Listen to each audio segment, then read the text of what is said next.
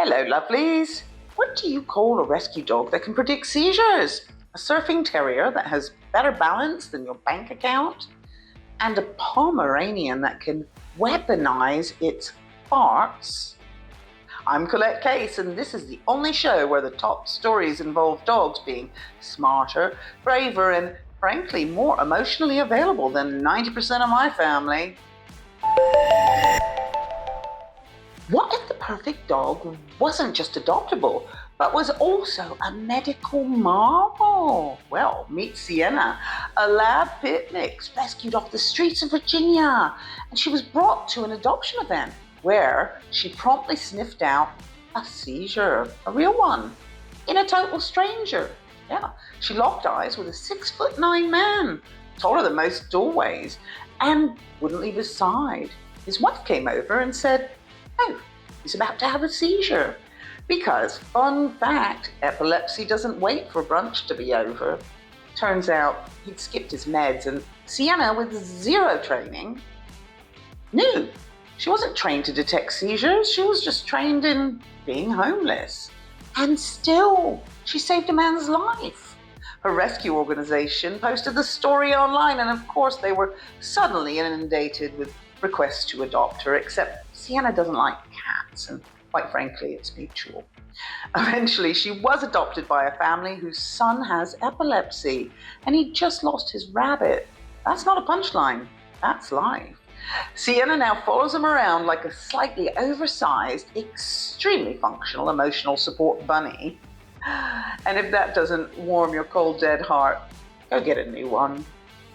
Probably from a shelter. There's lots of them waiting for you there. Question: is your dog property, your pet, or your family? Well, if you're in New York, the law just caught up with reality. A Brooklyn judge ruled that yes, dogs are legally immediate family, at least when they're tragically run over by a reckless idiot. The case involved Duke, a tuxedo-wearing dachshund who literally walked down the aisle at his owner's wedding, only to be killed on the 4th of July by a driver who blew through a stop sign like it was a suggestion. The judge allowed Duke's human grandma, who was walking him on a leash at the time and narrowly missed death herself, to sue for emotional distress. And honestly, about bloody time. If your dog wears formal wear and attends your wedding, they're not property. They are family. Also, probably the best dressed guest. The ruling is narrow, though, applying to leash dogs and people in the zone of danger, legalese for nearly died with them. But still, it's a step towards the only logical conclusion. Dogs are people. If corporations can be people, your dachshund in a tux definitely qualifies. Think you're cool? These dogs are cooler. The annual surfing dog competition, and yes, it's as glorious as it sounds. In Huntington Beach, actual surfing dogs competed in the 28th annual Purina Pro Plan Incredible Dog Challenge. Yes, that's a real thing. Petey the Westie won the small dog division with balanced Tony Hawkwood, NB. And in the large dog finals, an 11-year-old Labrador named Koa crushed it. Despite being old enough to need joint supplements and sensible shoes, something I can relate to, these dogs don't just surf, they train, they cross-train, they have wetsuits, custom boards, handlers, emotional support humans. It's less a pet lifestyle and more Olympic Village meets Paw Patrol. Koa even got married last year to her surf rival Charlie in a beach wedding, officiated by a retired surf dog named Darby. Of course they did. I am not making this up. Dogs are doing better than we are. One competitor didn't even make the final and reportedly sulked at home. Yeah, the dog barked passively aggressively like a furry toddler who didn't win Best in Show. You think dogs just nap and eat? Some shred. And now, the story you didn't know you needed. Which dogs fart the worst? The UK has spoken.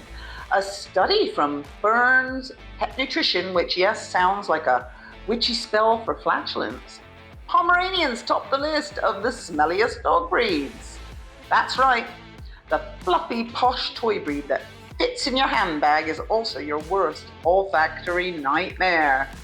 Surprisingly, it's not the Rottweilers, despite their sheer volume of farts. Nope, it's the petite ones, the Pomeranian, the dignified poodle cross, the Cavalier King Charles Spaniel, royal by name, but their arse is weapons grade.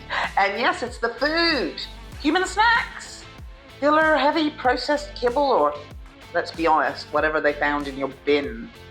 But hey, no shame, love is blind. Especially if your dog lets one rip just as you sit down with a glass of wine and dreams of peace. The takeaway is dogs might stink, but they still smell better than most people do on the tube in July. That's it from Old Dog, your home for canine chaos, heartwarming heroics, and party fluff balls.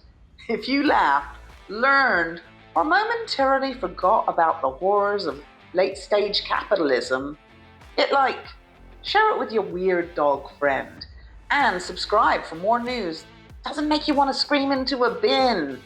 Oh, before you go, tell me in the comments, which dog story was your favorite?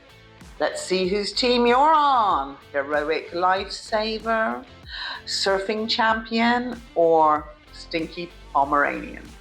See you next time, because all dogs are good dogs. All Dog out.